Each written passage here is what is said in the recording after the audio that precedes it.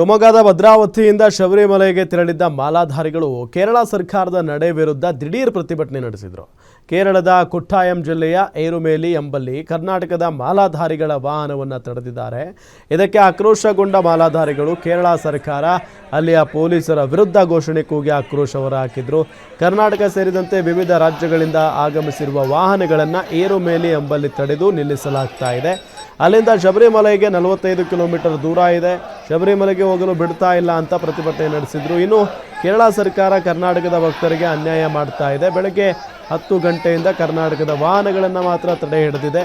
ಆದ್ದರಿಂದ ಕರ್ನಾಟಕ ಮುಖ್ಯಮಂತ್ರಿಯವರು ಕೇರಳ ಸರ್ಕಾರದ ಜೊತೆ ಮಾತನಾಡಬೇಕು ಅಂತ ಆಗ್ರಹಿಸಿದರು.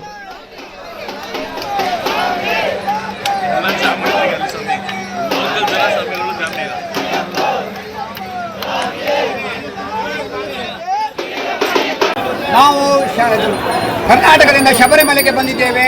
ನಮಗೆ ಕೇರಳ ಸರ್ಕಾರ ಕರ್ನಾಟಕದ ಗಾಡಿಗಳಿಗೆ ಅನ್ಯಾಯ ಆಗ್ತಾ ಇದೆ. ಇದನ್ನು ನಮ್ಮ ಕರ್ನಾಟಕದ CM ಅವರು ದಯವಿಟ್ಟು ಇದನ್ನು ಗಮನಿಸಿ ನಮಗೆ ನ್ಯಾಯ ಕೊಡಬೇಕಾಗಿ ಕರ್ನಾಟಕದ ಎಲ್ಲ ಸ್ವಾಮಿಗಳ ಪರವಾಗಿ ಕೇಳ್ತಾ ಇದ್ದೇನೆ. ಇದು ದಯವಿಟ್ಟು ನಮಗೆ ಅನ್ಯಾಯ ಆಗ್ತಾ ಇದೆ. ಸುಮಾರು 10 ಗಂಟೆಯಿಂದ ನಮ್ಮ ಗಾಡಿಗಳನ್ನು ಜಾಮ್ ಮಾಡಿದ್ದಾರೆ. ಅದು ಕರ್ನಾಟಕದ ಗಾಡಿಗಳನ್ನು ಮಾತ್ರ ಜಾಮ್ ಮಾಡಿದ್ದಾರೆ.